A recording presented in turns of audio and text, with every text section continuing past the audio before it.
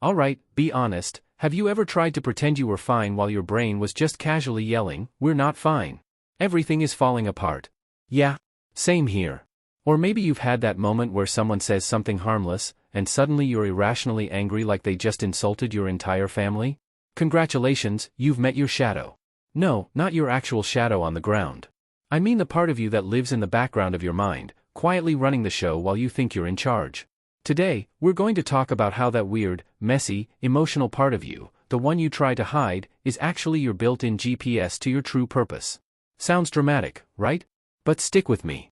This might just change everything. Let me ask you something. What if all the stuff you've been trying to avoid, your fears, your doubts, your awkward quirks, your jealous thoughts, your occasional inner drama queen, what if all of that wasn't wrong? What if it's actually your secret weapon? Sounds kind of ridiculous, but hear me out. We spend so much time trying to be the best version of ourselves. You know, the calm, cool, collected person who eats kale and meditates and never sends emotional texts at 2 a.m. But real talk? That's not the full story of who we are. And pretending that it is, kind of makes things worse. Let's imagine your personality is a house. The parts of you that you like? That's the nice, clean living room you show your guests. You vacuum it, light a candle, maybe even toss a fake plant in the corner. But the rest of the house? Oh yeah, there's a cluttered closet full of stuff you don't want anyone to see. Childhood baggage, old anger, fears you never dealt with, that one time you cried in a Taco Bell parking lot. It's all in there. Carl Jung, who was a pretty smart dude in psychology, called that messy closet your shadow. It's all the parts of yourself that you've pushed away because they felt bad or unacceptable. But here's the twist, Jung believed that hidden in all that mess are the very things that can lead you to your true self. Let me give you a simple example. Imagine you've always been told to be nice. So you try really hard to always be kind, never say no, and avoid conflict. Over time, you might start to feel resentful. People take advantage of you. You get angry, but then you feel guilty for being angry. So what do? You shove that anger into your shadow closet.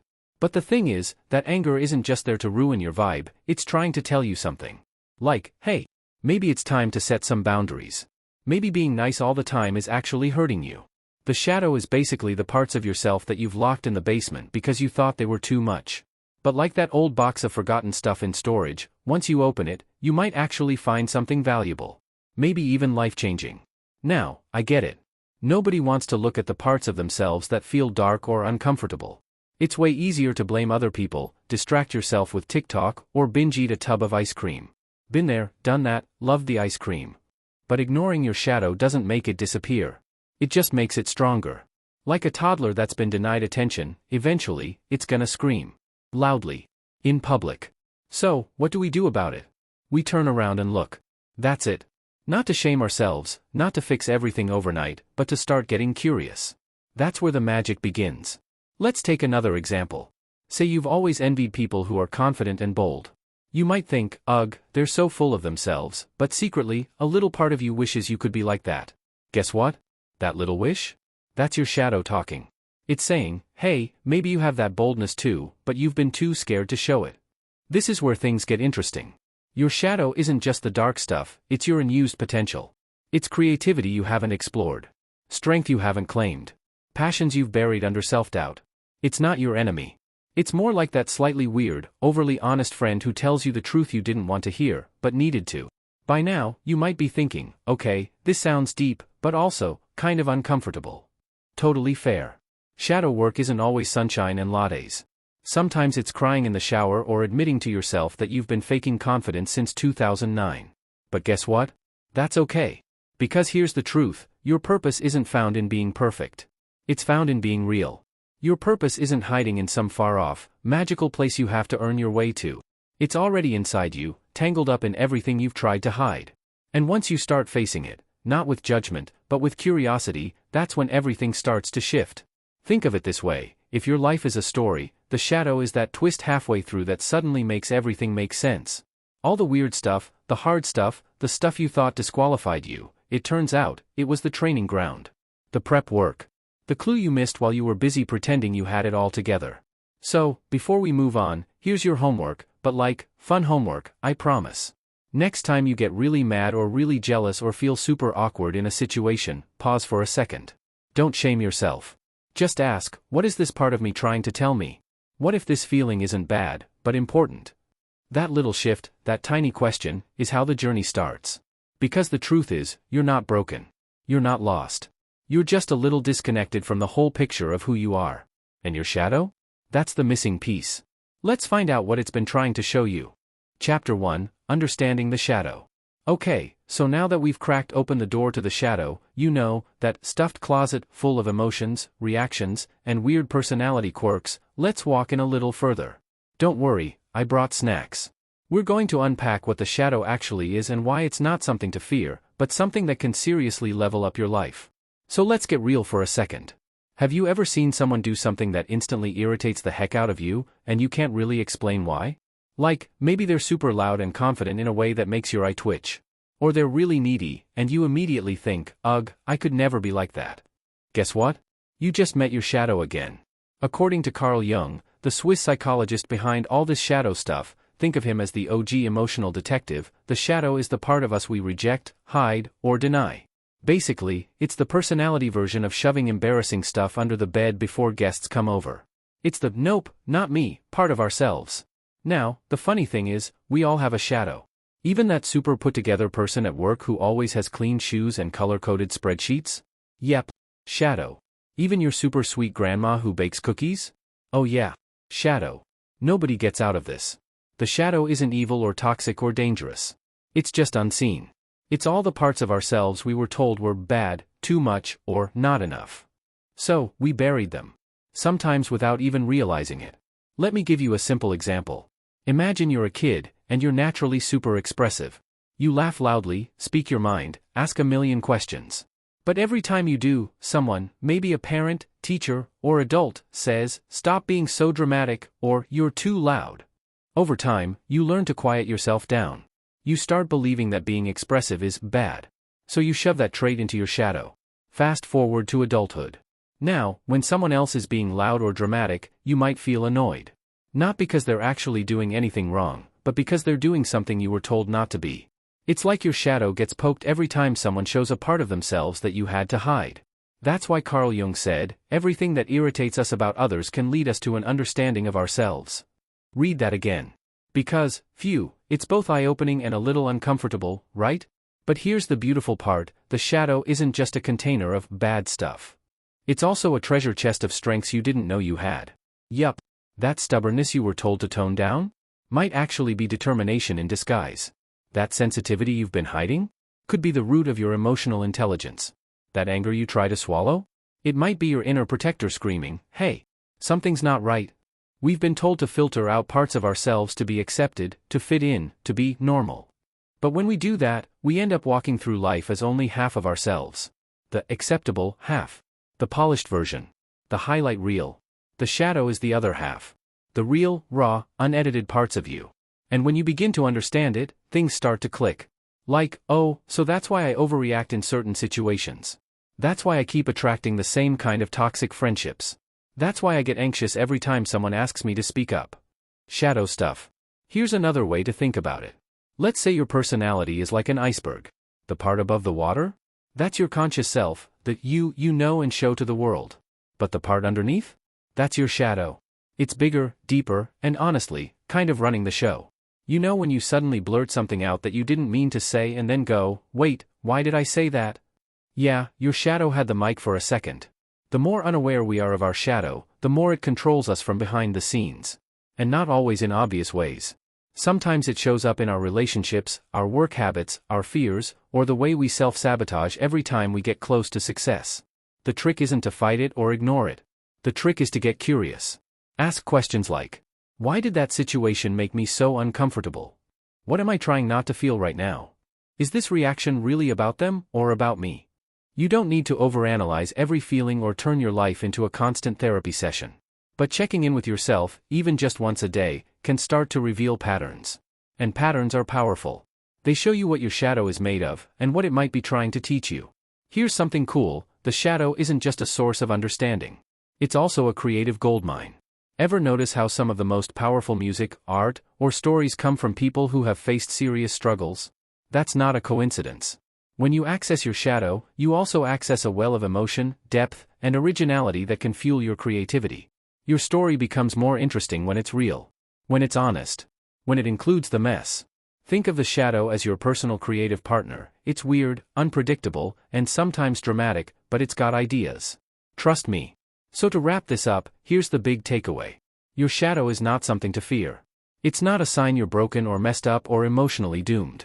It's just the part of you that's been waiting, sometimes for years, to be seen, heard, and understood. And once you start to explore it, you might realize that the traits you were most ashamed of are actually your superpowers in disguise. So the next time you find yourself judging someone, overreacting to a situation, or feeling stuck in a weird emotional loop, pause. Take a breath. And think, what part of me is hiding here? That's where the real journey begins. Chapter 2, Reflecting on Your Own Shadow. By now, you might be thinking, okay, I get the shadow thing. It's the part of me I've been ignoring, judging, or stuffing deep down like leftover pizza at the back of the fridge. Cool. But, what exactly is my shadow? What does it look like? Great question. Because the truth is, everyone's shadow is different. It's personal. Intimate. Kind of like your browser history, you probably wouldn't want to show it to just anyone. So today, we're going inward. This is where we stop talking in theory and start getting curious about ourselves. Think of it like emotional archaeology. We're gently brushing off the dirt to see what's been buried. And don't worry, you don't have to figure it all out today. This isn't a one-and-done kind of thing. But we're going to start asking the right questions. So, what's in your shadow? Well, a good way to find out is to think about the parts of yourself you've been trying to hide or avoid. Here's a little list to get your brain going. To fear of not being good enough. Anger that bubbles up when someone criticizes you. To secret craving for attention. Jealousy toward people who seem freer or more successful. A deep sadness you don't talk about. That time you pretended not to care, but really cared a lot. None of these things make you bad or broken. They just make you human. But if they've been living in the dark for a long time, they're probably influencing you in ways you don't even realize. Let's make this real. Imagine someone close to you achieve something big. Maybe they buy a house, start a business, or get fit and post a gym selfie that gets 5,000 likes. And instead of feeling happy for them, your stomach twists into a jealous little pretzel. Your brain goes, ugh. Must be nice. Boom. Shadow moment. That doesn't mean you're a terrible person. It just means there's something inside you that's feeling insecure, maybe even abandoned. Your shadow might be saying, why don't we have that? Why haven't we gone after what we want? That discomfort? That emotion? It's gold. It's a clue. Here's another example. Let's say someone makes a small comment, like, you're so quiet, and you spiral into self-doubt. You start questioning your worth, replaying that one sentence for days. Your shadow might be holding on to old stories like, being quiet means I'm invisible, or, if I'm not loud or entertaining, I won't be loved. These stories get stored in our emotional hard drive, usually from childhood, and unless we see them, they keep running in the background, messing with how we think, feel, and act. But here's the magic, once you start reflecting on them, they lose their grip. Instead of controlling you, they become part of your awareness. And that awareness? That's power. So, how do you actually reflect on your shadow? Glad you asked. It starts with asking better questions. Ones that are honest, open-ended, and maybe a little uncomfortable. Try these. What am I most afraid people will find out about me? What part of myself do I try hardest to hide? What emotions do I avoid at all costs? What am I really feeling when I lash out, shut down, or overreact? What qualities in others annoy me the most, and why?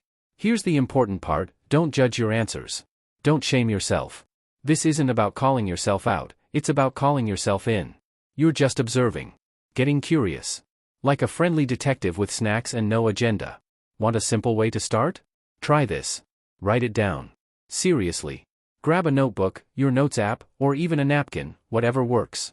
Start by finishing these sentences. A part of me I usually hide is. When I get jealous, I often feel. I act tough when really I'm just. I wish people knew this about me. You don't have to show anyone. This is for you.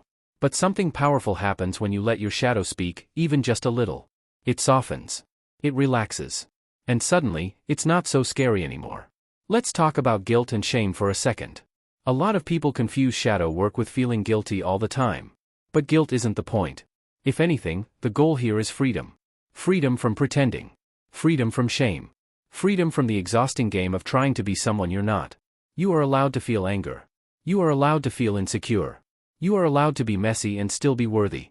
In fact, the more you own those parts of yourself, the stronger and more grounded you become. It's kind of like befriending the monster under your bed, only to find out it's actually just a scared version of you, wearing a hoodie, asking for a hug. One more thing before we wrap this up. Don't expect instant transformation. This is a process, not a light switch. You don't fix your shadow. You get to know it. You learn from it. You build a relationship with it over time. And the wildest part? You might even start to like it. Because that anger you tried to avoid? It might help you stand up for yourself. That fear you buried? It might keep you humble and wise. That envy you felt? It might point you toward your true desires. Your shadow doesn't make you less of yourself, it helps you become all of yourself. So go gently. Be honest. Laugh when it gets weird. Cry when it gets real. And if nothing else, remember this. You're not broken. You're becoming. Chapter 3, The Hero's Journey and the Shadow. Alright, grab your metaphorical sword and maybe a coffee, because it's time for an adventure. But not just any adventure. This one stars you. Yep. Believe it or not, you're the hero in your own story. And whether your current quest looks more like laundry piles and imposter syndrome than dragon slaying and treasure hunts, you're still on a journey. A very real, very human one. And, plot twist, it's not all about finding something outside of you. It's about uncovering what's been hiding inside. Sound dramatic? Good.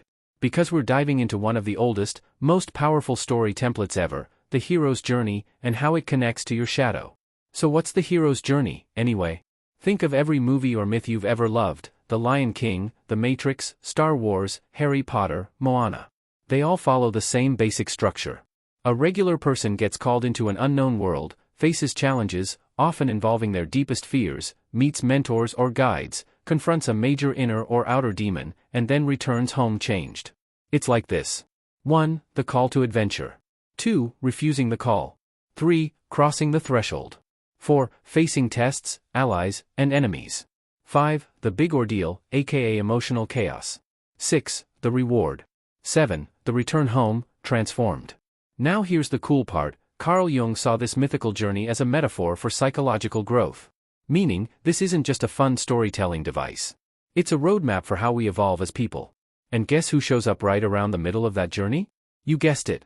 The shadow. Let's put this into real life. Imagine your call to adventure is realizing you want more out of life. More purpose, more authenticity, maybe less people-pleasing and emotional chaos. You get a little nudge, maybe from a breakdown, a burnout, or a 3 a.m. existential crisis. We've all been there. But then comes refusing the call. That part of you goes, maybe I'll just stay where it's safe. Growth sounds like too much work. Also, Netflix. Totally normal. Growth is uncomfortable. Especially when it means looking at the parts of yourself you've been avoiding. But eventually, something pushes you to cross that threshold. Maybe it's a painful breakup. A big failure. A feeling that you're wearing a life that doesn't quite fit anymore. And boom, welcome to the shadow zone. This is where things get spicy. Because now, you're not just facing the outside world, you're meeting yourself. The full version. Not just the Instagram bio or your LinkedIn page. But the you who's been hiding in the wings. The jealous you. The angry you. The insecure, scared, unsure you. This is what Jung meant when he said, knowing your own darkness is the best method for dealing with the darkness of other people. Translation, before you can face the villains out there, you have to deal with the one in your own head. But here's the plot twist, that inner villain? Not really a villain at all.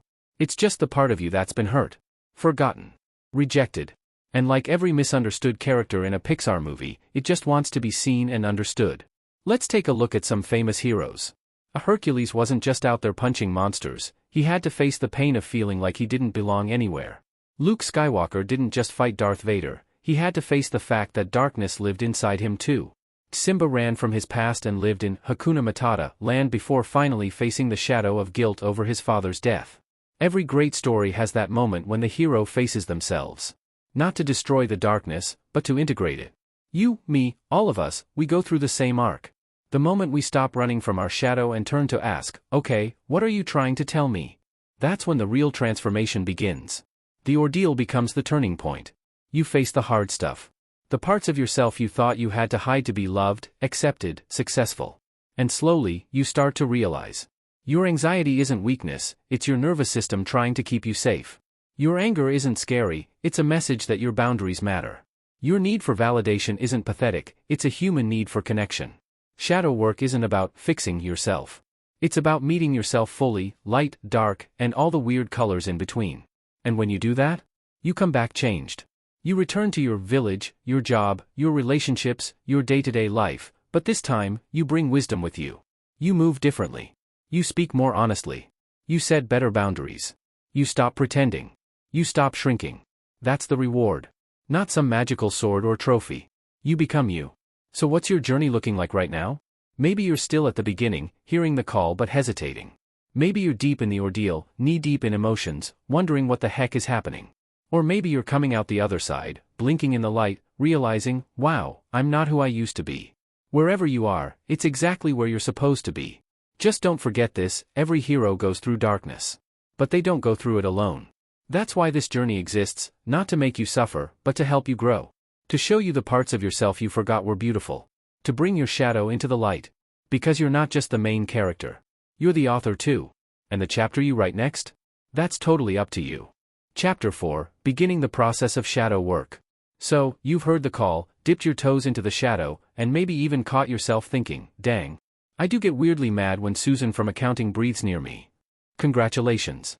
You're already doing the work. Shadow work isn't just some deep, mysterious ritual performed under a full moon while holding crystals, although, if that's your vibe, go for it. At its core, shadow work is simply this, learning to see yourself clearly and compassionately, especially the parts you'd rather ignore. And no, it's not about fixing yourself. You're not broken. This isn't a self-help scavenger hunt where you unlock perfect person mode. Shadow work is about becoming whole. And that starts with awareness. Step 1, spot the shadow in action. The first part of shadow work is noticing when your shadow shows up, which is surprisingly often. Think of your shadow like a moody roommate who keeps slamming doors. They're always around, but most of the time, you just tune them out. Until they make a scene. Shadow moments can look like getting super defensive over something small. Judging someone harshly out of nowhere. Overreacting emotionally and then wondering, whoa, where did that come from? Feeling triggered by something that probably wouldn't bother anyone else. Feeling intense shame or guilt over things others seem to brush off. Example, your friend gets a promotion and instead of feeling happy, you feel bitter and annoyed. You tell yourself, they got lucky. I worked just as hard. That bitterness? That's not just petty jealousy, it's your shadow waving a flag like, hey, I've got some feelings here. Maybe some grief, maybe some fear. Wanna talk? Boom. Shadow work begins. Step 2, pause, don't pounce. When you catch a shadow moment, resist the urge to judge yourself or shove it down. Instead, try this. Pause. Breathe. Be curious. Ask yourself, why did I react that way? What am I really feeling underneath this? What might this emotion be trying to protect? This isn't about overthinking everything. It's about learning to listen when something inside you starts yelling. Often, your most dramatic reactions are actually just old wounds trying to speak. And honestly, sometimes those wounds sound ridiculous at first.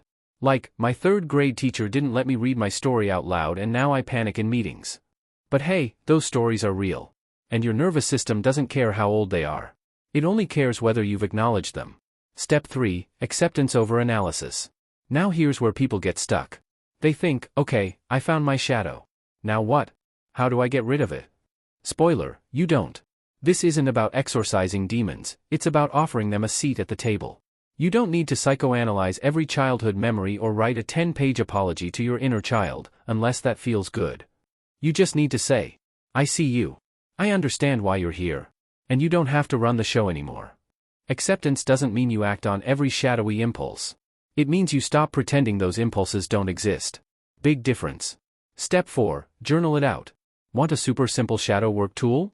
Start writing. Journaling helps you slow down your thoughts and get honest in a way that's hard to do in your head. Try prompts like, what emotion do I avoid the most? What do I judge in others that I might also carry? When did I learn that part of me wasn't okay? What parts of myself do I keep locked away, and why? If my shadow could talk, what would it say? And don't worry about writing a masterpiece. This isn't for social media. Let it be messy, raw, and real. Sometimes you'll find tears. Sometimes you'll find laughter. Both are welcome. Step 5, talk to your shadow, yes, really. Okay, I know this sounds a little woo-woo, but just roll with me. Imagine sitting across from your shadow like it's a person. Close your eyes and picture it, angry, jealous, anxious, whatever it looks like. Then ask, what do you need? What are you protecting me from? What are you trying to tell me? You'd be shocked what comes up. Maybe your shadow is a scared 8-year-old who just wants to feel safe. Maybe it's a version of you that's sick of being ignored. Shadow dialogue can be done through meditation, journaling, or even voice notes to yourself, just maybe not in a crowded Starbucks. It's weird. It's awkward. And it totally works. Step 6, don't do it alone. Shadow work can feel heavy. You're digging up feelings you've spent years burying. That's why it's so important to have support, friends, therapists, mentors, even a podcast that reminds you you're not crazy for feeling stuff. You don't need to announce your shadow work journey to the world. But having at least one safe person who gets it? Game changer. Also, if you ever feel overwhelmed or stuck, talk to a mental health professional. There's no prize for doing this solo. Healing is not a one-person job. Bonus, celebrate the small wins. Every time you pause instead of react. Every time you choose curiosity over self-judgment.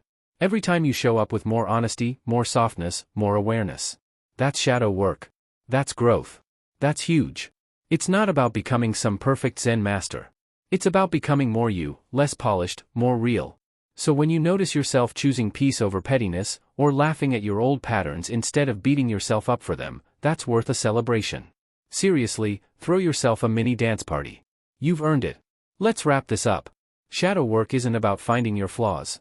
It's about discovering the parts of yourself that have been waiting for love, understanding, and attention. It's deep. It's weird. It's hilarious sometimes. And it's totally worth it. Because on the other side of all that discomfort, there's freedom. There's power. There's you, whole, human, and finally at peace with all the things you were told to hide. And honestly, that version of you is unstoppable. Chapter 5, Practical Steps for Shadow Integration. So you've met your shadow. You've had some intense journal sessions. Maybe even cried in the car listening to a sad playlist. It's part of the journey, we've all got our go-to emotional bangers. But now you're asking the million-dollar question. What do I do with all this? How do you take all the awareness you're building and actually integrate it? How do you stop being controlled by your hidden patterns and start living as your fully expressed, unfiltered self? Let's break it down into real-life steps, no psychology degree required. 1. Self-inquiry, ask better questions. Okay, first things first. Integration starts with asking yourself the right questions. And not in a stare into the abyss kind of way, but with honest curiosity. Ask yourself, what am I most afraid people would find out about me? What parts of myself do I silence to fit in? When do I feel fake or overly performative? What dreams or ideas have I buried because they didn't seem realistic or responsible? These questions aren't here to ruin your mood, they're little flashlights. They help illuminate the stuff you shoved in the emotional junk drawer years ago. Example, maybe you always downplay your creativity because someone once said, "You'll never make money as an artist." That belief became a shadow block. But now you're realizing, you don't need to be Van Gogh. You just want to create without shame. Boom. Awareness turns into healing. 2. Journal like you mean it. Journaling isn't just for teenage angst and aesthetic morning routines. It's one of the most powerful tools for shadow integration, because it forces you to slow down and listen. Here's how to make it real. Don't just write about what happened. Write about how you felt. What part of you got activated? What were you trying to protect? Try writing from your shadow's point of view. Let it speak. Let it rant. You might discover it's actually pretty wise, and maybe a little dramatic.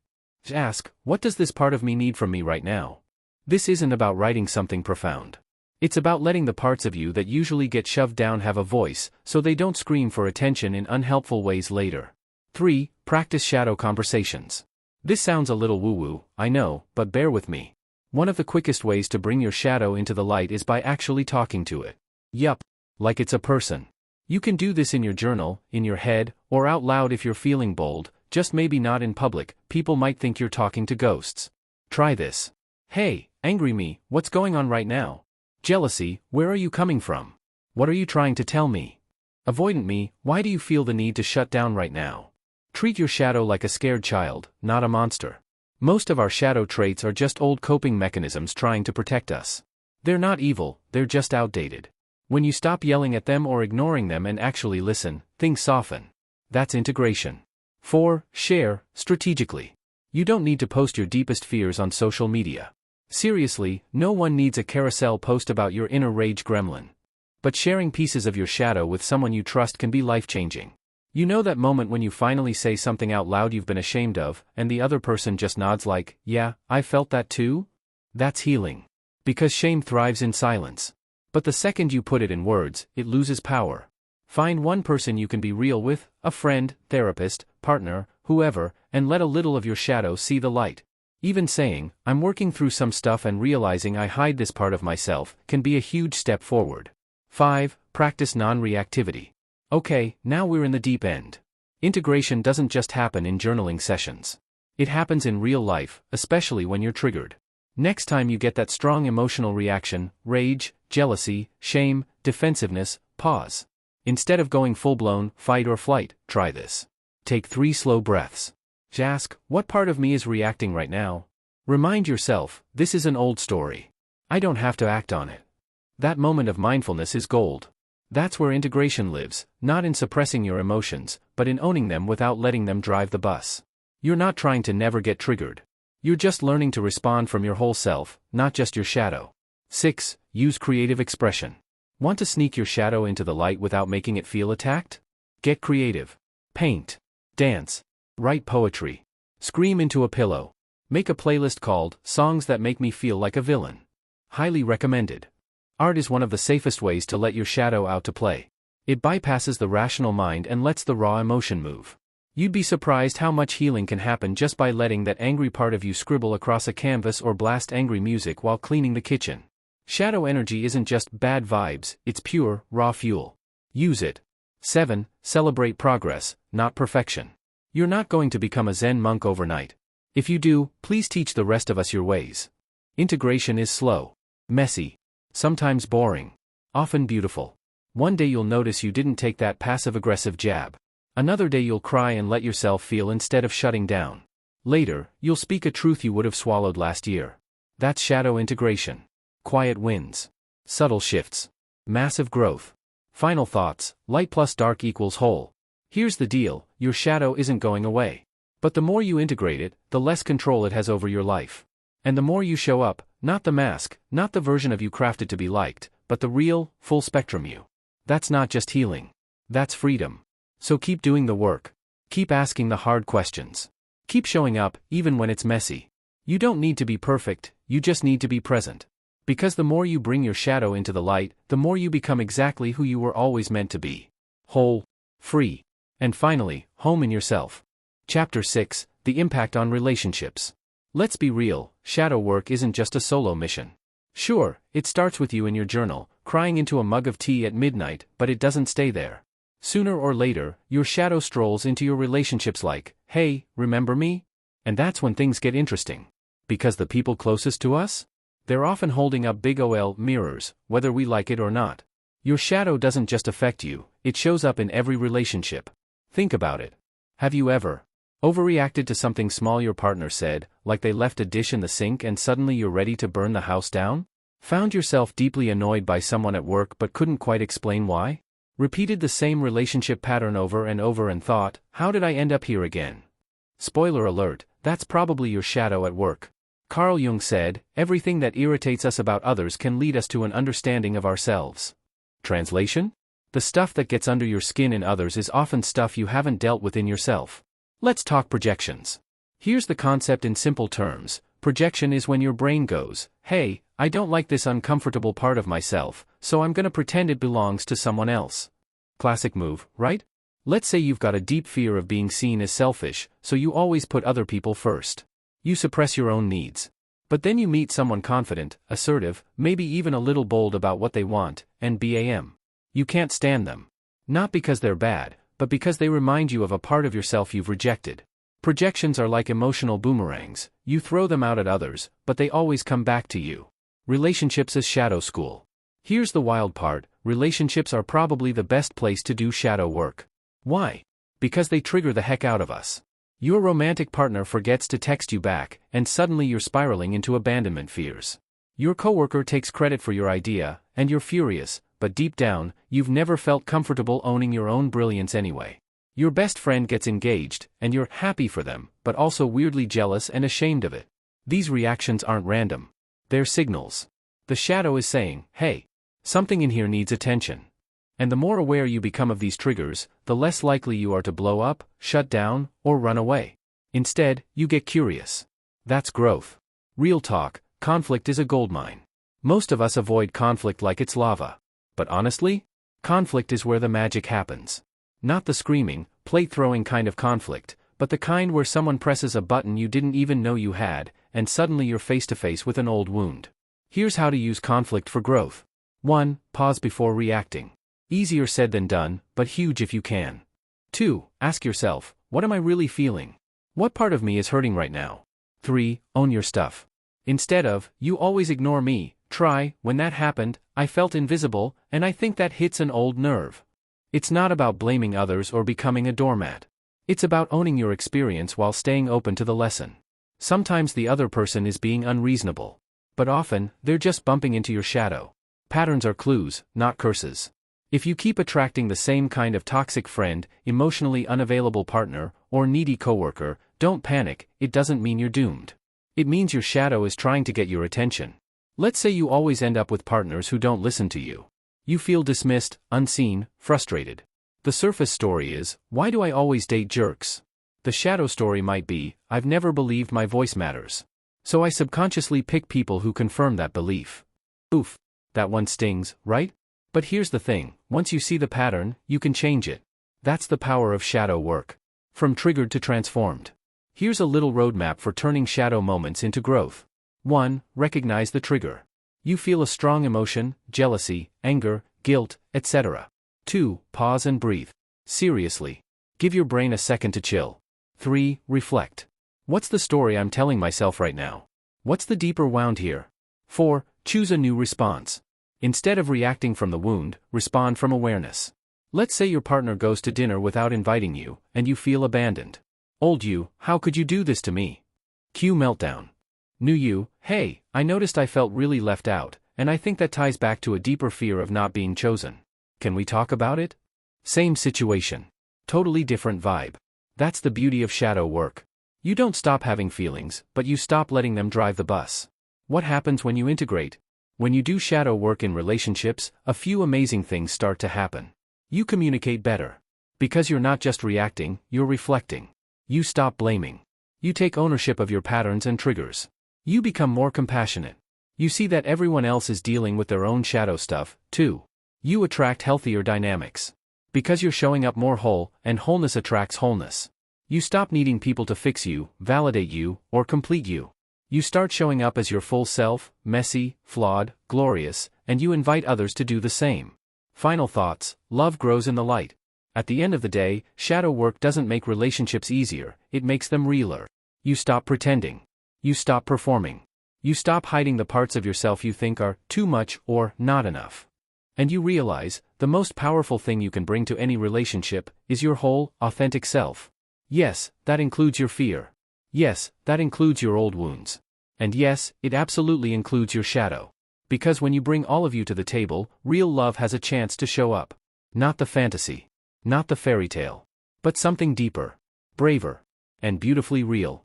Chapter 7, Enhancing Creativity and Purpose. So, let's talk about something kinda wild.